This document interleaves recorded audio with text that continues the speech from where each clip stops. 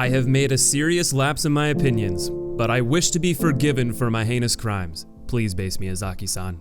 What is this garbage in my video feed? I have made a masterpiece that is immune to all criticism. I hereby sentence you to 500 hours of fighting the bed of chaos in an infinite loop. No! No! No! God, please, no!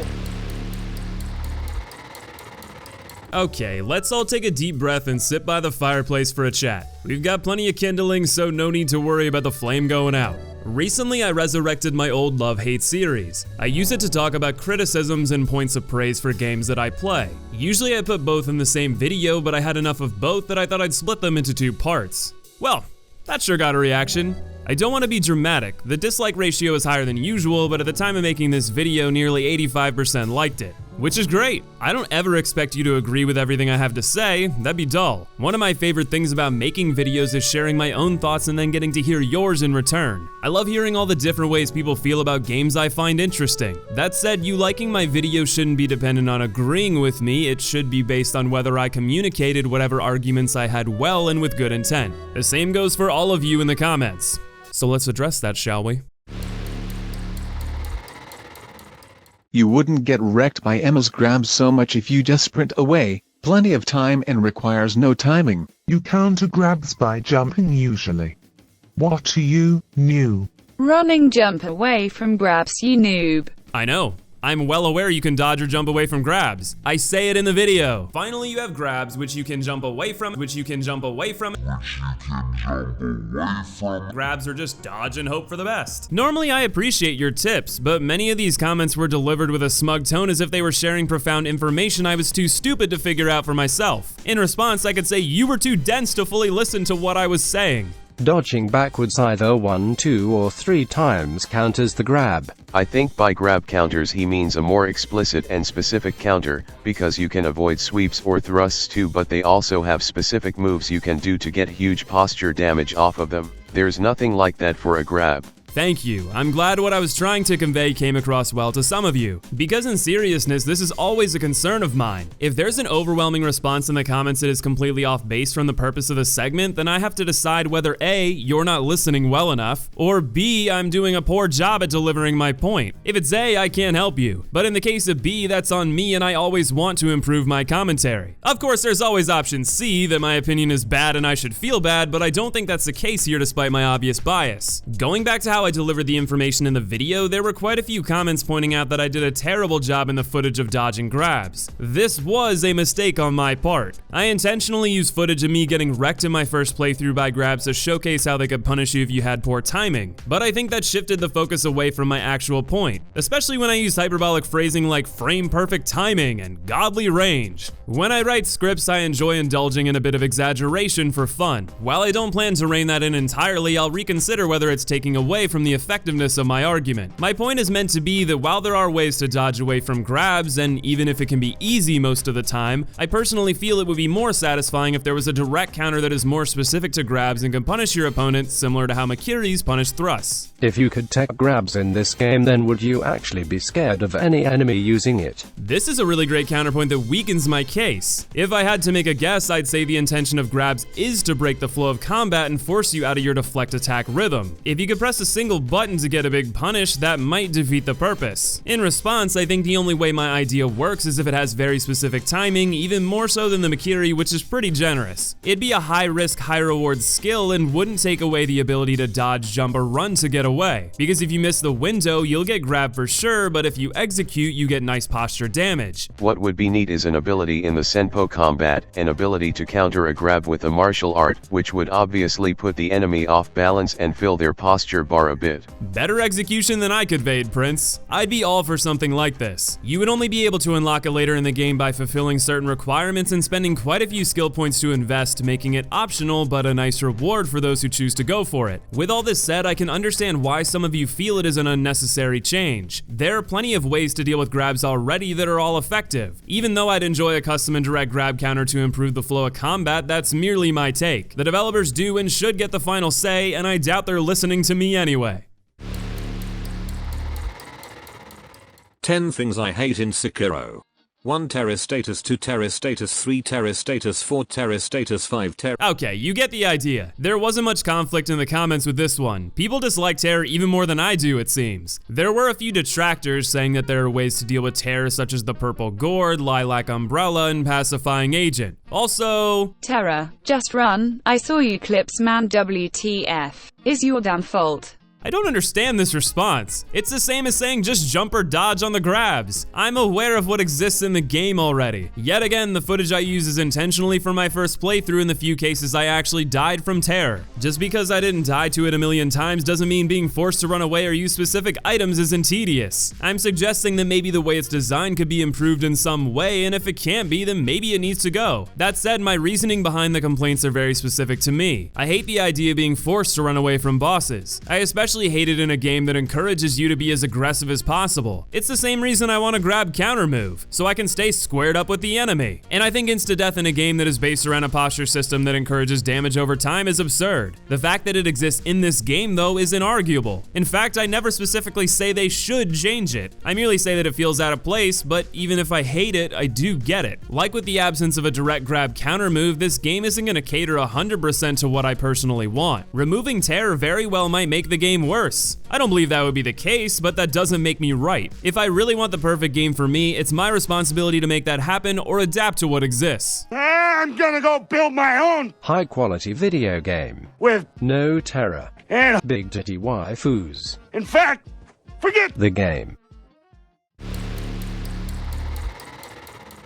Alright, I bungled this one. I'm gonna put a thoughtful comment on the screen as to why Dragonrot should exist in the context of the story. For it to have weight, it's important for you to feel the effects of your resurrections draining the life of those around you actually care about. My suggestion of pulling this essence from enemies is a neat concept to me from a gameplay perspective, but it wouldn't work in the context of this story. As for its impact on you in terms of gameplay, my errors were hammered pretty well in the comments. Dragonrot doesn't really matter other than its impact on unseen aid. With an exception or two, most of the NPC quests are short and basic. And with 17 droplets, yes, I was off by one on that too, there are more than enough to complete them without breaking a sweat. As far as I know, there aren't even 17 NPC quests in the game that can be halted by Dragonrot. So let me say that if I'm playing it as I'm making smart critiques from an informed perspective, it's a bit embarrassing to have a segment that so clearly reflects a poor understanding of Dragonrot's actual impact. My only defense as to why I added this would be to word it in a different way. I didn't hate Dragonrot, I hated the illusion it created in my first playthrough. Knowing FromSoft's past design tendencies, I assumed there would be tons of rich NPC quests, and that if I missed very specific markers, I could end up missing out on some of them for the whole playthrough. Having deaths limit your ability to hit those markers would be an annoyance in theory. I also did my first playthrough blind and I had no idea how many droplets there were. So I held on to them like Gollum to the ring due to a false sense of scarcity and felt bitter by the end of my playthrough assuming I missed out on a lot. But I didn't make this video after my first playthrough and I had every opportunity to do more research before this video. I should have done that, and I apologize that I didn't put more care into this part. When searching for comments directly related to this complaint, I didn't see much resistance. I did spot one contrary comment I'd like to highlight though. To summarize it shortly, Henry argues that while some consumables may seem useless at first glance, every single one has some purpose, whether it be farming with balloons, prosthetic combinations with oil, or even stealth situations that ceramic shards can come in clutch. This is totally fair. Complaining that many consumables are useless is done through my own lens. They were useless to me, but that doesn't mean they're useless to everyone. Far be it for me to take things out of the game that were harmless to me but valuable to others. I'd say the concept of there being less excitement in looting stands for me, but I'd retract that they're useless overall. The comment section actually sorted this one out on my behalf. For as many comments that said they never ran out of spirit emblems and were practically overflowing with them, there were people that gave what would have been my exact response. If they're so easy to come by, is there even a point in them being a consumable? I'd say no, and I still stand by the idea that they should be on the basis that it's a pain for those who have too few and a non-issue for those who have too many. I don't know what I did differently, but I checked my footage at 7 Spear right at the end of the game, and I only had 135 total before my first fight with him. And the only reason I had that many me is how conservative I was in using prosthetics on anything other than bosses because I felt that same false scarcity that I felt with dragon droplets. I'm honestly curious how I ended up with so few when many in the comments said they had hundreds more than they knew what to do with. There were plenty who agreed with me though, and I believe my complaint stands. That said, just like with Terror, if FromSoft's intent was for you to feel constrained if you're one of the players like me who ran out, then so be it. I still think it would add more flexibility, but like anything else on the list, it's not a deal breaker. Just a small point I think can make a big difference for some players' experiences. Not really much to say on this one. It's an extremely minor complaint, but one that I felt was worth addressing. Having a message pop up for every single tutorial and item in every single playthrough is annoying, and an option to turn them off isn't a lot to ask for. If it doesn't bother you, why would you even care if I was asking for this? It's not as if I'm saying remove them, I'm saying give me and all players an option to turn them off. Maybe even leave it as a setting that is locked until you've beaten the game once. I feel like this is reasonable, though I can understand how it's a small enough complaint that it's not worth highlighting in a video. We'll talk more about that later. Liked the video a lot, but I don't know about controlling each sound. Lol, never heard of that in any game before. Thanks Omar, glad you enjoyed the video. That said, just because something isn't commonplace doesn't mean it isn't worth doing. Remove annoying sounds is one of the top 50 mods listed for Sekiro on the Nexus mods page right now, so there's clearly a demand for this type of thing. As far as what I said in the video, I myself would only like to turn down the death blow sound effect because it's grating over long sittings. I'm not sure where anyone gathered that I wanted to turn down the sound effects of swords for myself. I love the clashing of glorious Nippon steel too, but I can imagine that it's tiring for some players out there, and it's why I mentioned the abstract concept of sound mixing to help you train with deflection timing is an interesting idea. I could, however, see how this would be regarded as deviating from the intended experience, so again, this is really up to the developer. My main point here is that while this is a very minor thing, it could have a bigger impact on the experience for some than you might personally think. Just because it doesn't have an effect on you doesn't mean that it isn't a problem for some. And just like the tutorial pop-ups, having a setting to alter it wouldn't affect you if you're content with the default. But if they never change it, and they almost certainly won't, it doesn't make the game worse, so let's relax and enjoy the boom. As I expected, this was the most hotly debated segment discussed in the comments, which was by design. To summarize my argument from the video, I believe that Sekiro's story is a half-measured shift to cinematic storytelling that doesn't have the strength of a story told almost entirely through interaction in the world like FromSoft's portfolio over the last decade, nor does it reach the cinematic storytelling heights of a game like The Last of Us or God of War. Instead, you get cinematics that serve as basic delivery of the overall plot, and any nuances are hidden behind the few NPC quests that exist in the game and being a sake delivery boy. There are some great things about this. It's nice to get the meat of the story delivered directly to you. The sake-based interactions are very thematic of the setting, letting you share a story over drink. And while NPC quests are hit or miss overall, there are a few highlights like Dojin and the Pod Nobles. But I think the mixed presentation makes it feel like you're not getting everything you should from a cinematic perspective. Then from the world interactive side, you have to find enough forms of the rare sake in a single playthrough to give to Emma, Ishin, and the Sculptor to help develop the rest. While I respect the sake idea, I don't know if it works as well as a gameplay-centric quest to find out more. I'd argue it's hard to find all of them without a wiki or hours of searching, and that's ignoring how this could have been done through cinematics in some way. But enough of my thoughts. Let's see what you all think.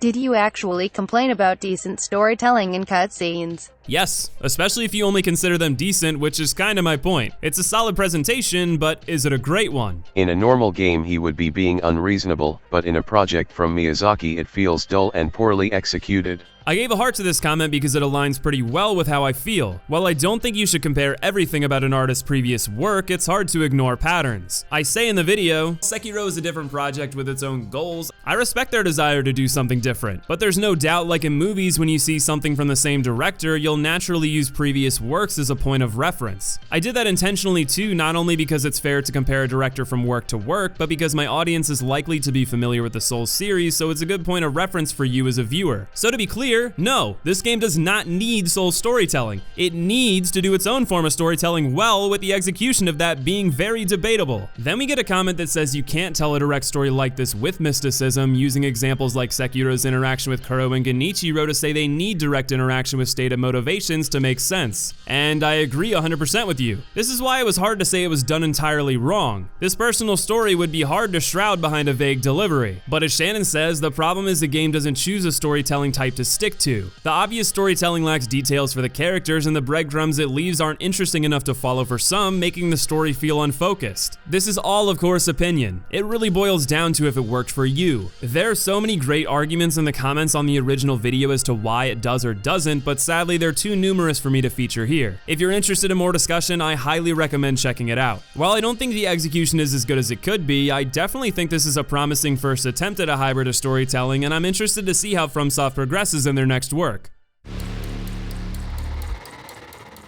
I looked for a while, but I didn't see any disagreement with this point mentioned in detail. I think it's fair, but obviously I'm biased. I don't hate the bosses at all, and even respect the way they grow over their repeated encounters, but they do take up spots that could be, in theory, taken over by something completely original. This is again only a minor gripe and is exacerbated much more by the final hate.